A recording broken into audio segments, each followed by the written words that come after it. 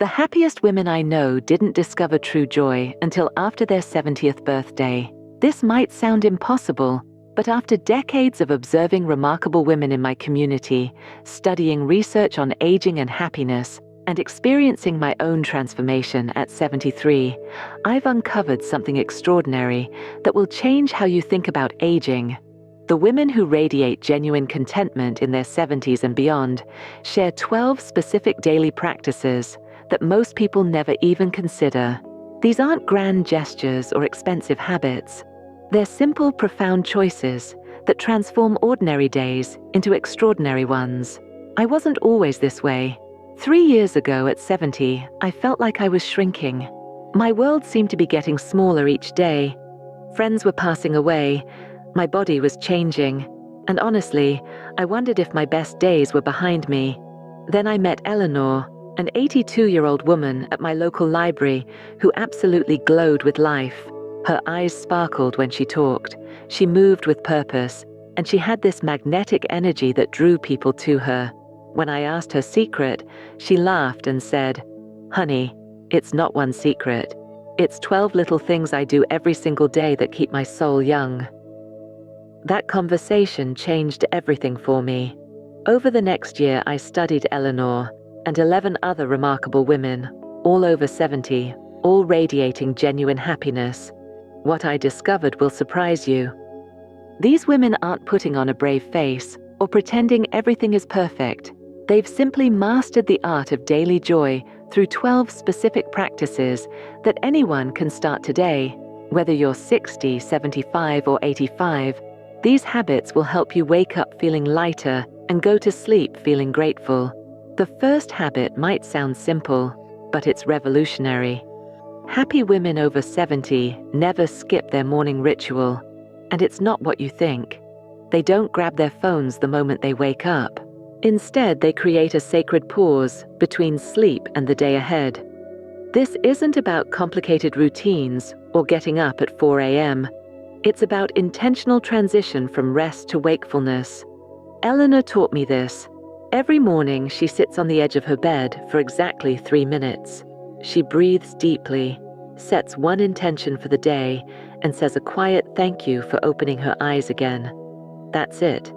3 minutes that transform her entire day. Science backs this up.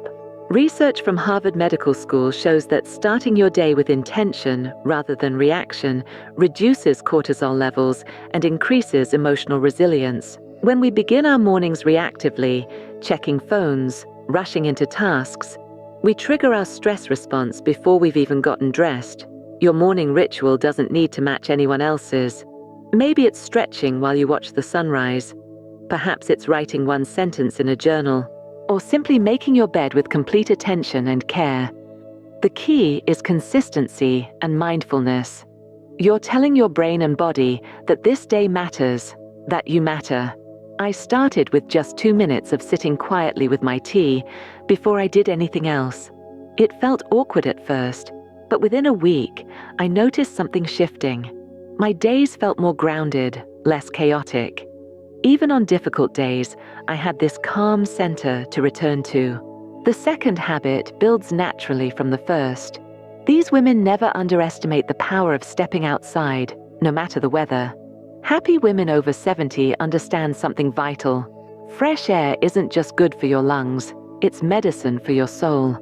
They make it a non-negotiable to spend time outdoors every single day, even if it's just for 10 minutes. This isn't about becoming an athlete or hiking mountains. It's about remembering you're part of something larger than your four walls. Margaret, 76, opens her front door every morning just to breathe in the air and feel the temperature on her skin. She says it reminds her that she's alive and the world is still turning. The research is compelling. Exposure to natural light regulates your circadian rhythm, improving sleep quality. Fresh air increases oxygen levels in your blood, boosting energy and mental clarity. Even brief time outdoors reduces anxiety and depression while strengthening your immune system. But here's what the studies don't capture: the emotional shift that happens when you connect with the natural world. When you feel wind on your face or notice how the light changes throughout the day, You remember that you're part of something magnificent and ongoing. Your problems don't disappear, but they find their proper proportion. Some days I just sit on my porch steps with my coffee. Other days I walk slowly around the block, noticing flowers I missed yesterday. On rainy days I open my window wide and let the damp air fill my lungs. These moments cost nothing but give me everything. The third habit reveals how these women stay mentally vibrant.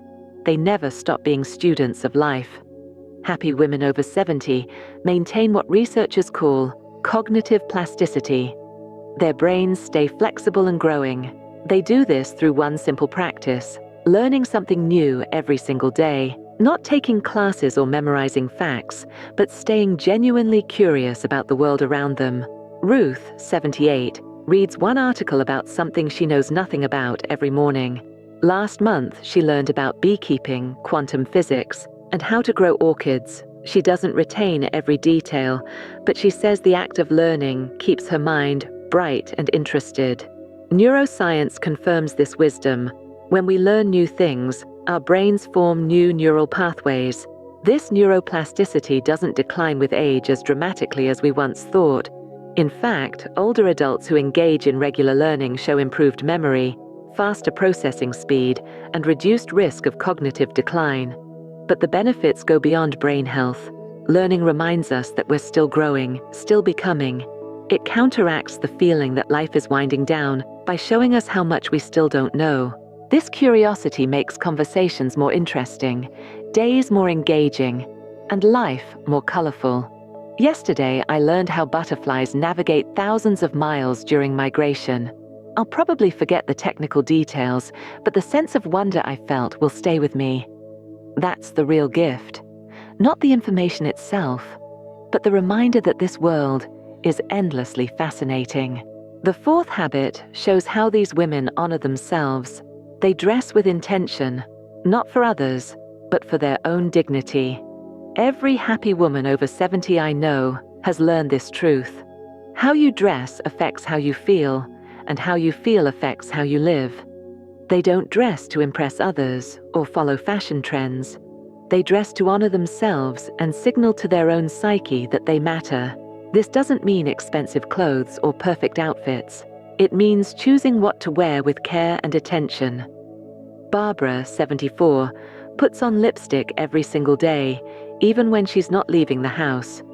It's not for anyone else, she explains. It's my way of saying I'm worth the effort. Psychology research supports this practice, known as enclothed cognition. What we wear influences our cognitive processes, confidence levels, and even physical posture. When we dress carelessly, we often feel careless. When we choose our clothing intentionally, we feel more intentional about everything else. These women understand that getting dressed is an act of self-respect. They might choose comfort over style, but they never choose indifference over intention. They pick colors that make them feel alive, textures that feel good against their skin, and clothes that allow them to move through their day with dignity. I used to throw on whatever was closest when I woke up. Now I pause and ask myself, how do I want to feel today? Then I choose clothes that support that feeling. On sad days, I might wear something soft and nurturing. On days when I need courage, I reach for something that makes me stand a little taller. The fifth habit might surprise you.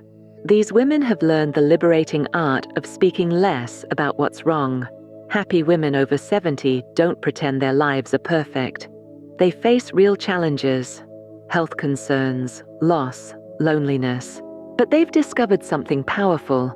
Complaining magnifies problems, while gratitude minimizes them. They've trained themselves to notice what's working before focusing on what isn't. This isn't about denial or toxic positivity. It's about choice. When Dorothy, 81, talks about her arthritis, she mentions it briefly, then shifts to talking about the beautiful sunrise she saw this morning. She acknowledges her pain without making it the center of every conversation. Research from Stanford University shows that chronic complaining rewires our brains for negativity. The more we vocalize problems, the more our minds search for problems to vocalize. Conversely, when we practice speaking about positive experiences, our brains become more attuned to positive stimuli. These women have learned that their words shape their reality. This doesn't mean suppressing legitimate concerns or pretending difficulties don't exist. It means being intentional about how much mental and emotional energy they give to complaints versus appreciation. I used to start every phone call by listing everything that was bothering me. I thought I was just being honest, but I was actually training my mind to focus on problems. Now I try to share something good first, even something small like the taste of my morning coffee or a kind text message. This simple shift has changed not just my conversations, but my entire outlook. The sixth habit keeps these women physically vibrant. They move their bodies with love, not punishment.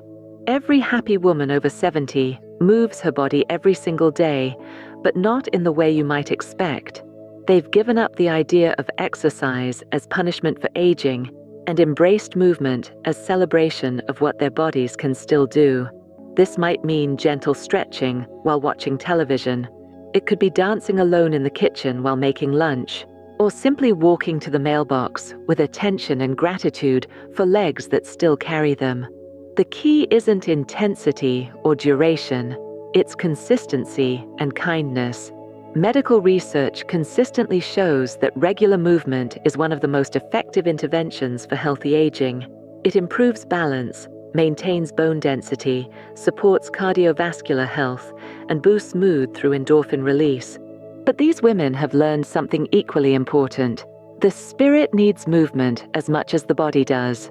When we move with joy rather than obligation, exercise becomes a form of self-care rather than self-discipline. Gloria, 79, does chair exercises every morning while listening to music from her youth.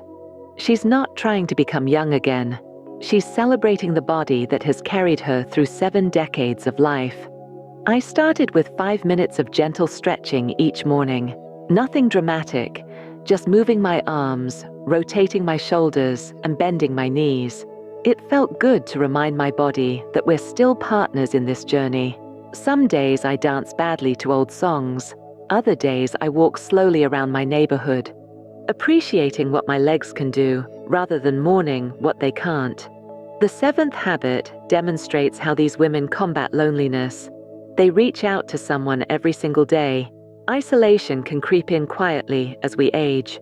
Friends move away, family gets busy, social circles naturally shrink. But happy women over 70 fight loneliness proactively. They make connection a daily practice, not a weekly afterthought. This doesn't mean hosting dinner parties or being the life of the party. It means reaching out to one person every day in some meaningful way. A text message to an old friend, a phone call to a neighbor, a smile and conversation with the grocery store clerk, even a handwritten note to someone who showed them kindness. Harvard's landmark study of adult development, which followed participants for over 80 years, found that strong relationships are the primary predictor of happiness and health in later life. Social connection isn't just nice to have, it's essential for thriving. But here's what makes these women special. They don't wait for others to reach out first. They take initiative. They understand that everyone is busy, everyone is struggling with something, and a simple gesture of connection can transform someone's entire day. Helen, 83, sends one text message every morning to someone in her phone. Sometimes it's just, "Thinking of you today." She says it takes less than a minute, but creates connection that lasts all day. Some people respond immediately, others don't respond at all, but that's not the point. The point is reaching across the space between human hearts. I started calling one person each week just to check in. No agenda, no specific reason, just to hear their voice and let them know they matter to me. These conversations have become highlights of my week, and I've discovered that when you give connection, you inevitably receive it back. The 8th habit shows how these women nourish their bodies. They eat with mindfulness and pleasure. Happy women over 70 have made peace with food. They've stopped fighting their bodies and started listening to them. They eat to nourish themselves, not to punish or reward themselves. This creates a completely different relationship with meals and hunger.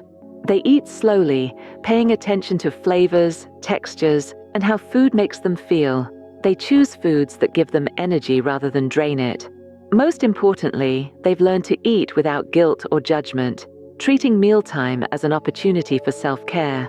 This mindful approach to eating has profound benefits. Research shows that eating slowly improves digestion, helps with portion control, and increases meal satisfaction. When we pay attention to our food, we naturally make better choices and enjoy what we eat more fully. Frances, 77, sets her table beautifully for every meal, even when eating alone. She uses her good dishes, lights a candle, and takes time to appreciate the colors and smells of her food. "I've earned the right to beautiful meals," she says. "Why should I wait for special occasions?" "I used to eat standing up at the kitchen counter, scrolling through my phone. Now I sit down, put away distractions, and actually taste my food.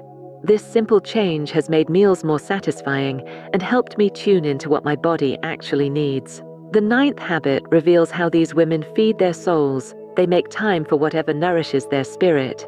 Every happy woman over 70 has something that feeds her soul, and she makes time for it every single day. This might be prayer, meditation, reading poetry, listening to music, or simply sitting in quiet reflection. The specific practice matters less than the consistency and intention. This isn't about religion, though it might include religious practice. It's about connecting with something larger than daily concerns: beauty, meaning, transcendence, love. These moments of spiritual nourishment provide perspective during difficult times and amplify joy during good times. Research on spirituality and aging shows that people with regular spiritual practices report higher life satisfaction, better coping skills, and increased resilience. The practice itself seems less important than having a practice, something that connects you to meaning beyond the material world. Iris, 75, spends 10 minutes every evening looking at art online. She chooses a different painting each night and really studies it. The colors, the brushstrokes, the emotions it evokes. This simple practice connects her to centuries of human creativity and reminds her that beauty persists even in difficult times. My spiritual practice is morning gratitude. Before I get out of bed, I think of 3 things I'm thankful for. Some days it's easy: sunshine, good health, my daughter's voice. Other days I have to search harder: running water, warm blankets, the fact that I woke up at all. This practice centers me and reminds me that even ordinary life is actually miraculous. The 10th habit shows remarkable wisdom. These women practice forgiveness daily, especially toward themselves. The happiest women over 70 have learned that forgiveness isn't a feeling, it's a choice. They forgive others not because those people deserve it, but because carrying resentment is too heavy a burden for their hearts. More importantly, they've learned to forgive themselves for past mistakes, missed opportunities, and imperfect choices. This daily practice of forgiveness isn't about major grievances. It's about releasing small irritations, disappointments, and regrets before they accumulate into bitterness. They forgive the driver who cut them off. They forgive their children for not calling as often as they'd like. They forgive themselves for not being the perfect mother, wife, or woman they thought they should be. Psychology research shows that forgiveness reduces stress, improves mental health, and even benefits physical well-being. People who practice forgiveness have lower blood pressure, improved immune function, and reduced risk of depression. But the real gift is the lightness that comes from not carrying yesterday's burdens into today. Evelyn, 82, has a simple evening ritual. Before bed, she mentally releases any grievances from the day. "I'm too old to go to sleep angry," she says.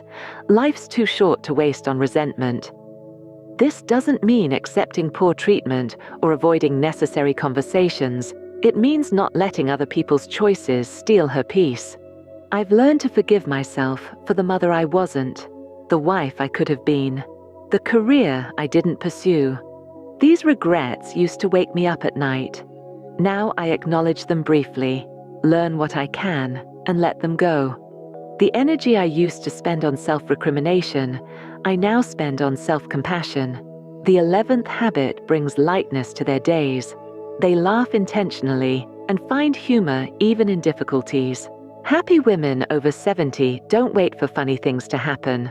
They look for reasons to laugh. They watch comedies, share jokes with friends, find humor in everyday situations, and most importantly, learn to laugh at themselves. They understand that laughter is medicine that costs nothing but heals everything. This isn't about forcing positivity or pretending everything is amusing. It's about choosing to notice the absurd, the ironic, and the genuinely funny moments that exist in every day. They've learned that life is too serious to be taken seriously all the time. Scientific research confirms what these women know intuitively. Laughter reduces stress hormones, boosts immune function, releases endorphins, and even provides a mild cardiovascular workout. But beyond the physical benefits, laughter connects us to joy and reminds us not to take ourselves too seriously. Mildred, 79, keeps a collection of funny videos on her phone. When she feels heavy or sad, she watches one and lets herself laugh out loud. Laughter is free therapy, she says, and it works faster than any pill. She's learned to find humor in her forgetfulness, her changing body, and the ridiculous situations that arise in daily life. I've started watching one funny video each morning while I drink my coffee. Sometimes it's animals being silly, sometimes it's elderly comedians joking about aging. These moments of laughter set a lighter tone for my entire day. I've also learned to laugh at my own mistakes instead of criticizing myself for them. This shift from self-judgment to self-amusement has been transformative. The 12th and final habit creates the foundation for all the others. They end each day with gratitude. Every happy woman over 70 closes her day by acknowledging something good that happened, however small. This isn't about pretending difficult days don't exist or forcing false cheerfulness. It's about training the mind to notice what went right before focusing on what went wrong. This practice of evening gratitude serves multiple purposes. It helps process the day's experiences positively, improves sleep quality, and programs the subconscious mind to notice positive experiences. Over time, this rewires the brain to be more naturally optimistic and resilient. Research from UC Davis shows that people who practice regular gratitude sleep better, have stronger immune systems, and report higher life satisfaction. But the real magic happens gradually. Gratitude shifts our entire perspective from scarcity to abundance, from what's missing to what's present. Patricia, 84, keeps a one-sentence gratitude journal. Every night before bed, she writes down one good thing that happened that day. Some entries are profound. Called my granddaughter and heard her laugh. Others are simple. The sun felt warm on my face. After 5 years, she has a collection of nearly 2,000 moments of goodness. My gratitude practice is even simpler.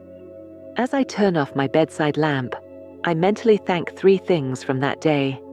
The number 3 feels manageable, even on difficult days. Last night I was grateful for hot soup, a kind text from a friend, and the soft blanket my daughter gave me. These simple acknowledgements help me fall asleep feeling blessed rather than burdened. These 12 habits aren't magic, but they create something magical. A life lived with intention, connection, and joy, regardless of age or circumstances. They remind us that happiness isn't something that happens to us, it's something we create through daily choices. The beautiful truth is that it's never too late to start. You don't need to implement all 12 habits at once. Choose one that resonates with you and practice it for a week. Notice how it changes not just your day, but how you feel about yourself and your life. Whether you're 60 or 90, your happiest days can still be ahead of you. These women have shown me that aging doesn't have to mean diminishing. With the right daily practices, it can mean deepening, ripening, and blooming in ways you never imagined possible. The choice is always yours. You can wake up tomorrow and begin creating the kind of life that makes you smile when you think about it. These 12 habits are your roadmap to that life. The only question is, which one will you start with?